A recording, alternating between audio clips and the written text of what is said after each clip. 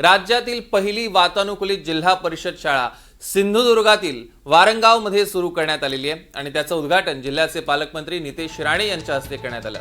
वारंगाव जिल्हा परिषद शाळा नंबर 3 ही पहिली ते 7वी पर्यंतची शाळा आहे। या शाळेच्या प्रत्येक वर्गात सरपंचांच्या माध्यमातून एसी बसवण्यात आले, त्यामुळे शाळेतील विद्यार्थ्यांना एसीत बसून आता शिक्षणाचा आनंद घेता येणार आहे। नारायण राणे यांच्या वाढदिवसानिमित्त या गावातील ग्रामस्थांनी या जिल्हा परिषद शाळेला अनोखं गिफ्ट दिलेलं बघायला मिळत आहे। राज्यातील पहिली वातानुकूलित जिल्हा परिषद शाळा सिंधुदुर्गात आहे।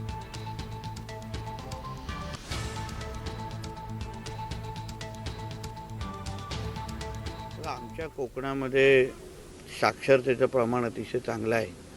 शिक्षणाला महत्त्व देणारे आमच्या सिंधुदुर्गातले लोक आहेत, नागरिक आहेत आणि म्हणून या वारगाव गावाचे जे आमचे सरपंच आहेत नाना शेटेजी यांनी थोडा दूरदृष्टीचा विचार नजरेसमोर ठेवला।